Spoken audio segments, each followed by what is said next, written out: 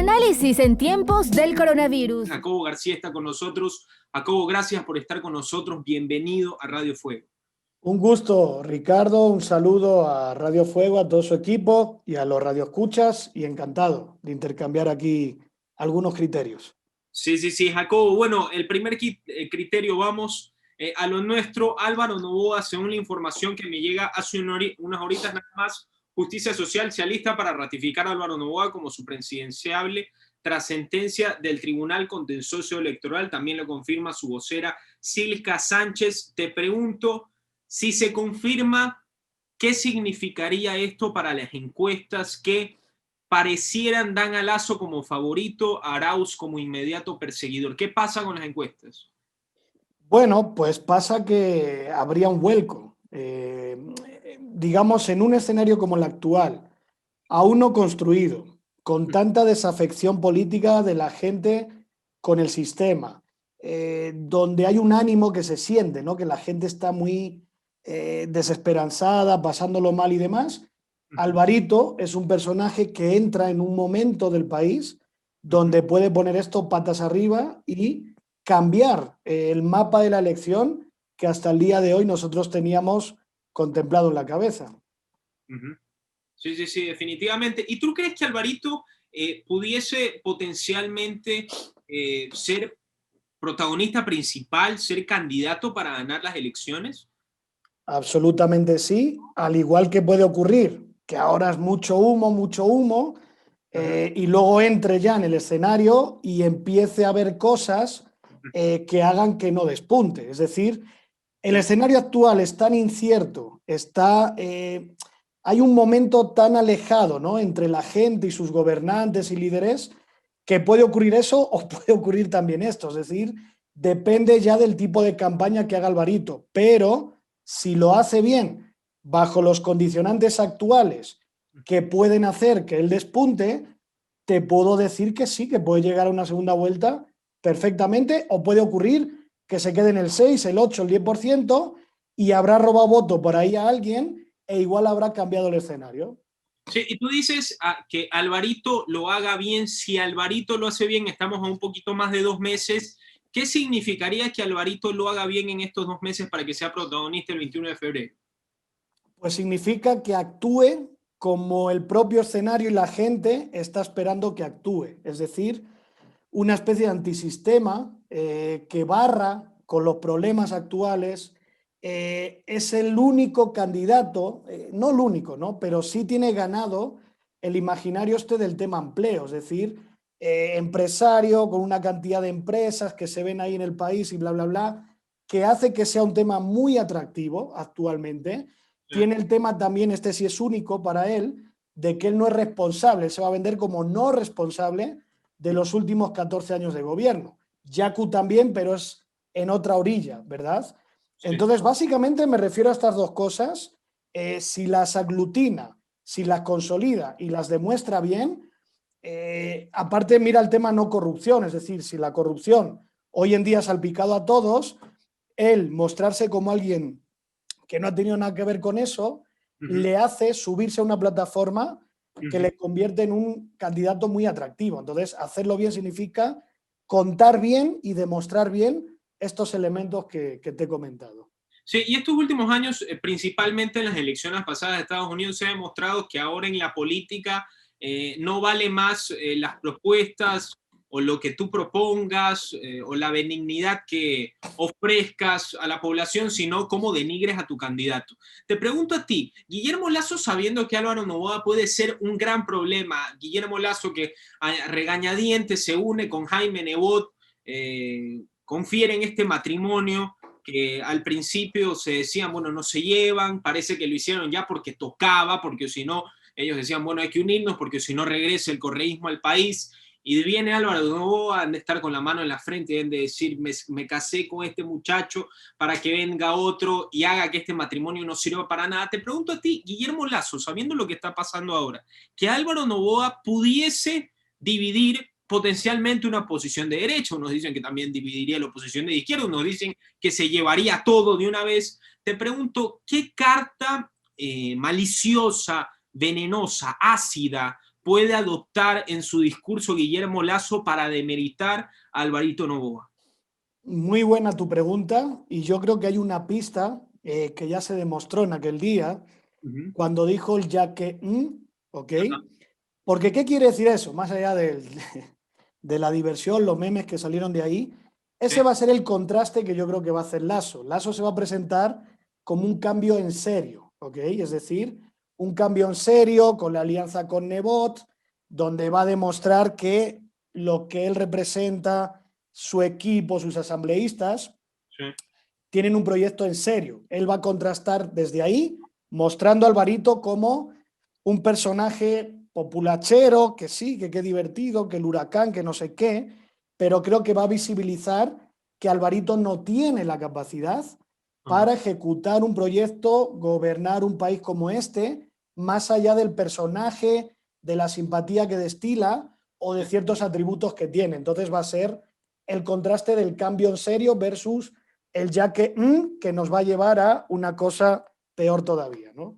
Sí, Jacobo, pero te pregunto, y con total sinceridad te pido que me respondas, realmente cuál es el proyecto de Álvaro Noboa, porque si es que nos ponemos a analizar, Álvaro Noboa tiene contrae mucha simpatía porque la gente lo ve como bueno, qué risa que estuvo en el huracán, que se pone a desafiar al presidente un debate en francés fluido, eso genera muchísima simpatía, estamos en la época, lo decía en varias entrevistas, que en esta época las redes sociales, los videos chistosos, los memes influyen muchísimo y las personas pueden tomar decisiones por detalles, por tonteritas, por así decirlo. Entonces te pregunto a ti, en este ámbito, ya hablando de lo político en serio, ¿cuál es el proyecto que ofrece Álvaro Noboa? Se lanza en un huequito que es el Partido Justicia Social, que varios politólogos me han dicho, ni siquiera es un partido de derecha, es un partido de centro izquierda. Antes el candidato era Fabricio Correa, hermano de Rafael Correa, y parece que no sabe quiénes van a ser sus candidatos, sus asambleístas,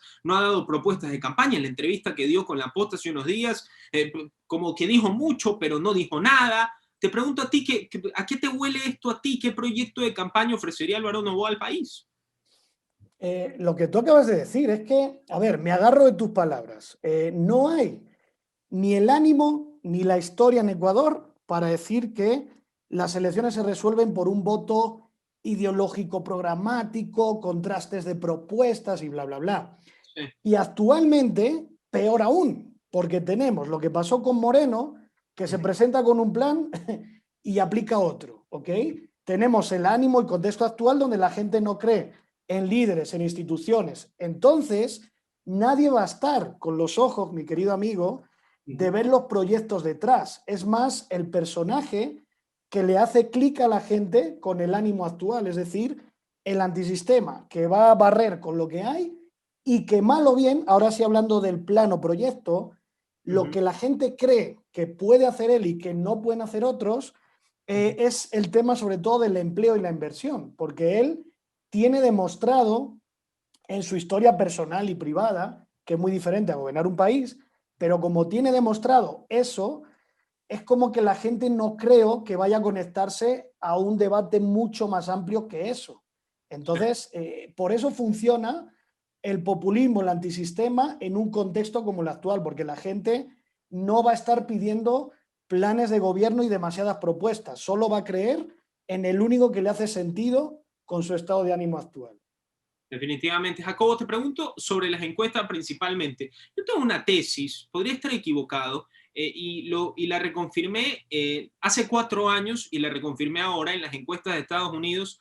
¿Cómo, te pregunto para ti, cuánto pueden influir las encuestas? Porque antes del martes 3 de noviembre, cuando se veían los números entre Trump y Joe Biden, yo creo, con total seguridad, casi como si lo hubiese oído de primera mano, que los varios medios de comunicación que apoyaban a Joe Biden decían que Biden no solamente iba a ganar por goleada en voto popular, que pasó, sino que se iba a llevar el estado de Texas, que no pasó, que iba a ganar por goleada en Florida, que no pasó, que iba a ganar varios estados por goleada, pues estamos hablando de Georgia, de Carolina del Norte, de Michigan, ganó por poco, pero no ganó por como decía, y yo sí creo con certeza que las encuestas te digan algo un día antes o 2 días antes puede hacer cambiar la posición del votante, porque dice, bueno, si es que las encuestas dicen que este man va a ganar por tal, bueno, votemos por tal.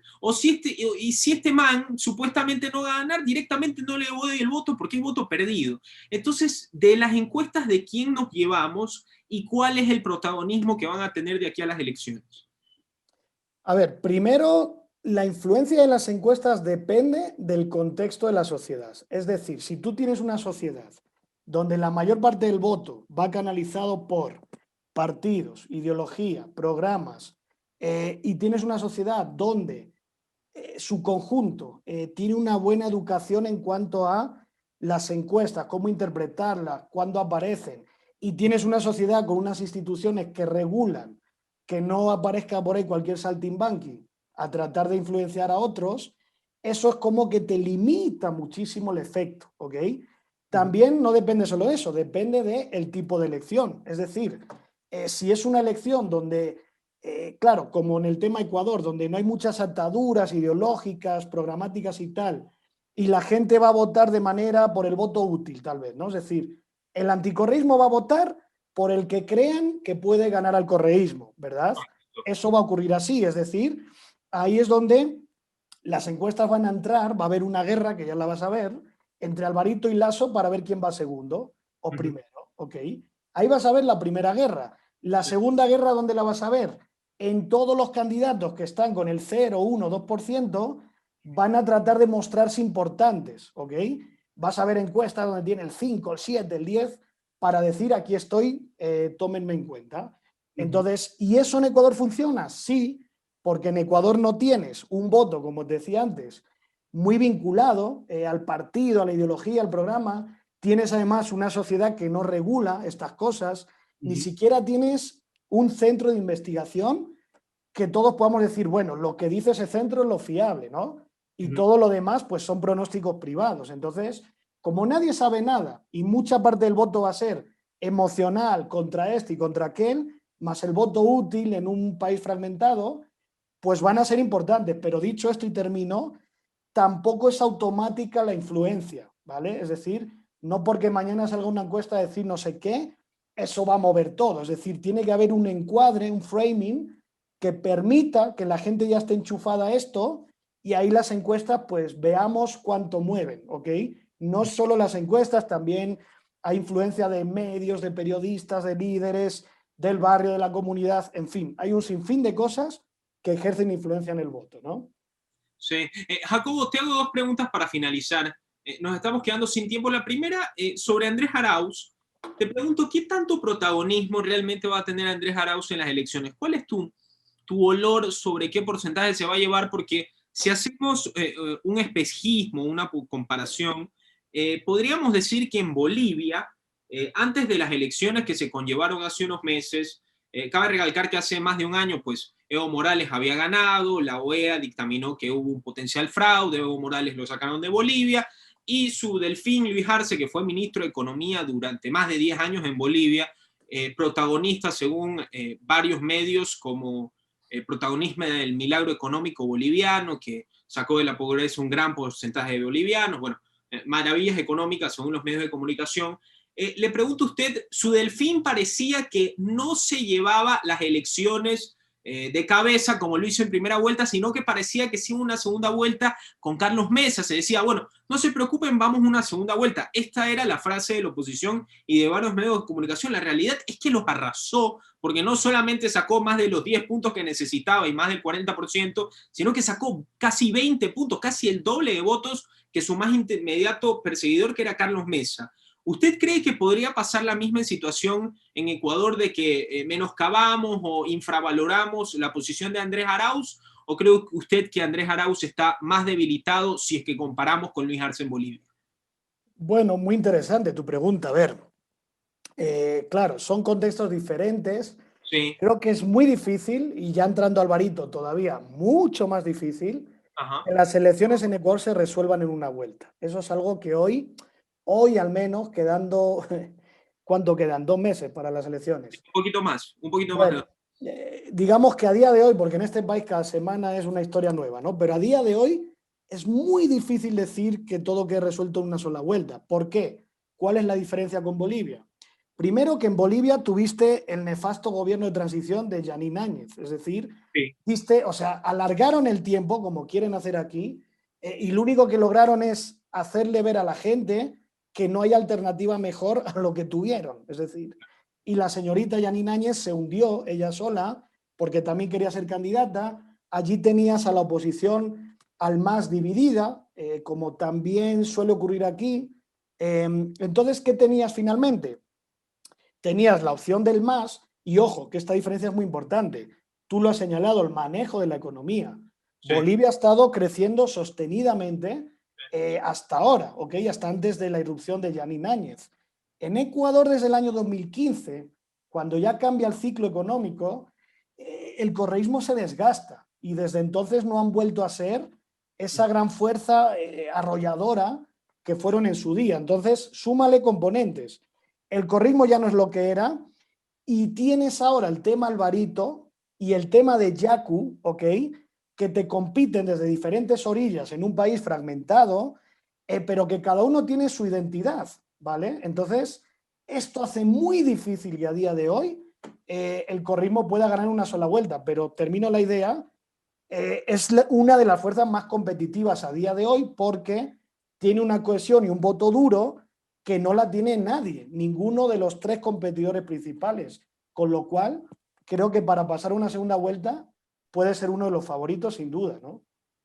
sí, sí, sí. Jacobo, para terminar y agradecerte por la entrevista, te quiero preguntar, cortito, porque nos estamos quedando sin tiempo, si te puedo pedir, de lo que está pasando en Estados Unidos cuando en la madrugada del 4 de noviembre Trump decía que había fraude, parecía que simplemente esperábamos pues la cantaleta de Trump un par de semanas y que esto se iba a acabar, pero nos llega la información, al menos a mí, desde el día de ayer, que Texas, que el fiscal de Texas ha demandado, entre otros estados, a Georgia y cataloga las elecciones del estado en el estado de Georgia como inconstitucionales. Y parece que realmente están llevando el tema hasta el fondo. Yo sí me esperaba, porque en los primeros meses realmente las pruebas eran ínfimas, ahora parece que no sé si tú viste, sacaron un video de que se veía cómo sacaban maletas de debajo de una mesa en la madrugada del 4 de noviembre. Parece que un poquito más de pruebas, al menos un poquito se está sacando, un poquito más de información, etcétera, etcétera. ¿Tú a qué puerto crees que va todo esto? Porque parece que Trump, estadísticamente hablando, es el mejor, peor perdedor de la historia de los Estados Unidos. No ha habido un presidente que tenga mejores estadísticas numerarias en la historia de los Estados Unidos que Donald Trump, y eso confunde mucho. ¿Cómo crees que termina esto? Bueno, primero, claro, que ya hablemos de que en Estados Unidos, que en teoría, ¿no?, era uno de los Sí, ejemplos de sería complicado. democracia. Sería complicado. Imagínate cómo está el mundo, ¿no? Es decir, si ya hablamos de que en esos países, porque finalmente nuestro pobre y lindo Ecuador ya como que nos acostumbramos siempre a estas farándulas electorales, ¿no? Pero Sí. hay un rasgo que es importante, creo, mi querido amigo Ricardo, y es que en el mundo actual no hay nada en su sitio, es decir, entre el COVID, entre este clima de desafección política que no es de ahora, es de hace años, décadas, todas las protestas sociales, constituyentes, hay un clima mundial de que hay una crisis del sistema, ¿ok? Segundo, dicho esto, ya en el tema Estados Unidos, es que creo que esto es fruto de la complejidad misma del sistema electoral estadounidense. Como no hay una circunscripción única, ¿ok? Y el voto no es directo, que es indirecto, es decir, tú eliges colegios electorales en cada estado y no sé qué, no sé cuál, cada uno de ellos tiene no sé cuánto y luego sumas y tal, pues creo que eso es lo que hace también que en un clima complejo y enrarecido, pues ese sistema te lo complejiza más. Recuerda que con Bush en el año 2000, si no recuerdo yo mal, hubo un tema ahí muy grave con Al Claro, Gore. Al Gore en Florida. Exactamente, es decir, que ahí tienes un elemento que te indica que no es solo un tema coyuntural, que en elecciones apretadas siempre tienes estas cosas, ¿no? Entonces, ¿cómo va a acabar? No me atrevo a decirte, no tengo elementos suficientes, pero lo que está claro es que Trump es un fenómeno, es decir, gane, pierda, por más margen, por menos o no sé qué, me parece que el fenómeno Trump, el cambio de Estados Unidos en los últimos años, nos está dando un mensaje muy fuerte, ¿no? Y que está relacionado con este clima internacional e incluso, si quieres, hasta con Alvarito. Fíjate qué relación un poco, relación gelatinosa, pero sí, porque finalmente, ¿qué nos dice esto? Que hay un mundo donde viene un Trump, viene un Alvarito, viene un antisistema de izquierda, de derecha, populista, disfrazado así o asá, y esa gente logra en un mes o dos generar más empatía y conexión con el electorado que las viejas instituciones, viejos partidos o viejos liderazgos. Conclusión, el viejo mundo está ahí muriéndose y quieren hacer un nuevo mundo, pero creo que todavía no le dejamos nacer y ahí es donde están esos choques y problemas. Sí, sí, sí. Jacobo, muchísimas gracias por estar con nosotros aquí en Análisis en tiempos de coronavirus. Ha sido un placer tenerte. Esperemos que no sea la última entrevista, Jacobo. Con todo gusto, amigo Ricardo, siempre a las órdenes y un abrazo muy grande a ustedes, a la audiencia y bueno, a las órdenes siempre. Análisis en tiempos del coronavirus.